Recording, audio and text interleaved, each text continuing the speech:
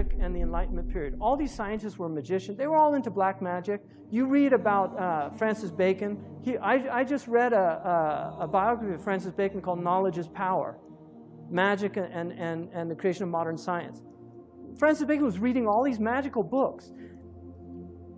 Arthur C. Clarke. Arthur C. Clarke, great technologist. He actually has most of the patents that enabled the satellites, right? If you look at his interview with BBC in 1961, where he predicts the internet, he predicts the cell phones, he predicts texting. He said that by the year 2000, people are going to have handheld devices that enable them to talk to anybody anywhere, right?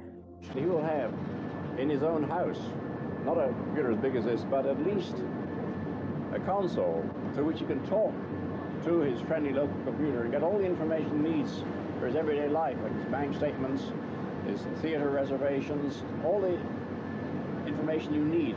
This will be in a compact form in his own house. Arthur C. Clarke said, and he has 3 laws of technology.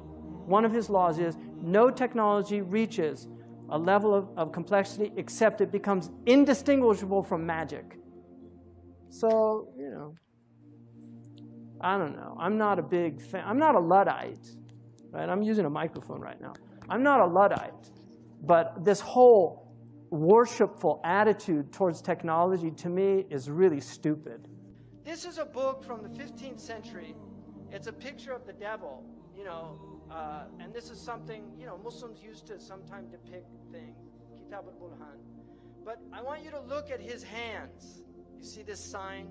I don't even want to do it on film because people will take a clip and then have me in one of those pictures doing that sign. It's an evil sign.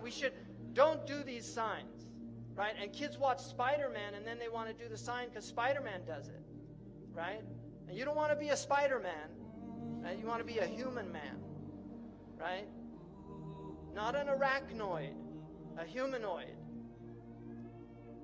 These signs, even this one, which I don't like doing, but that sign, Muslims should not do that sign. That actually comes out of magic. These are signs that were, they're magical signs. We have no symbols in our religion. Even the crescent and the moon, it's a Seljuk tradition. The Prophet ﷺ had no symbols in his religion. It's one of the miracles of our religion, right? Because this is demonic stuff. So that is a very important symbol. Now, this is what they worship, these Satanists, Baphomet. If you notice, he's androgynous, so it's a male-female mixture. Also making these signs. You see the signs he's making using this sign because 11 is the devil's number. Because 11 is 1 beside 1. And you will notice that in their numerology, they use 11 a lot, and they like multiples of 11. 11, 22, 33, 66. They like these multiples. Imam al-Ghazali says in their magic, they know the secrets of numbers, and so they use numbers. The Prophet ﷺ, when they used magic on him, they blew on 11 knots. 11 uqda. And this is why the Mu'awwidhatayn has 11 ayahs, because it protects against their magic. So this is real stuff, people. I'm not making this up. This is real stuff. You either believe it or you don't, and if you don't, it's at your own peril. But this is real stuff. Sihr is a reality in the world, and people practice magic. And one of the practices is through the eyes, seducing the eyes in television and spectacle. It's the sihr of the ayun. You can see Madonna imitating here Baphomet, right? Because she's one of them, and she's a numerologist. She is a numerologist. She practices numerology. This is Lady Gaga, that everybody's gaga about. Lady Gaga's got tens of millions of followers. So the devil has plenty of followers on Twitter. It means nothing. We want to be on the account with God, right? We want to have the angels following us, pleased with us, happy about what we're doing. Now, Maleficent, you could see Disney, they used to have films where the witch was evil, and now they entice them. This is the fitna. They make a beautiful, see, they used to make them old hags. If you see the old film, the witch was an old hag, but we get them by degrees. Now they take somebody that many people consider a very beautiful woman, and they put her in Baphomet's mask, and then it becomes seductive. He takes people by degrees. I mean, what is this? Why are they doing this? Why are you wearing horns? We're human beings. We're not demons. And then you can see these signs. Why do they use these symbols? Now, this man over here, LaVey started the Church of Satan. He wrote a satanic Bible, and he explained that that symbol that they're all doing, that you saw on that Muslim graphic of the devil, that symbol, he said, was a curse symbol of devils. That's the way they put curses on people. I understand that, what are you doing? I'm giving a blessing to the audience. I don't think they appreciate it. They were throwing it back. Well, they thought it was a curse. Would you like me to show them how the sign of the curse works? Sign of the curse? Completely different. How does it go? No, not at you people out there in the audience, but this is the difference. Aim it toward Red China, would you? This is the sign of the horns.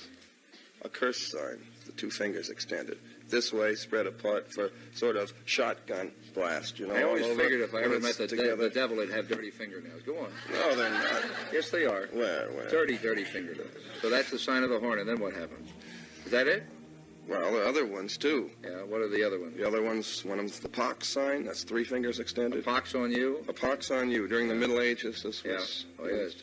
But You're originally... a bad cat. Well... Right?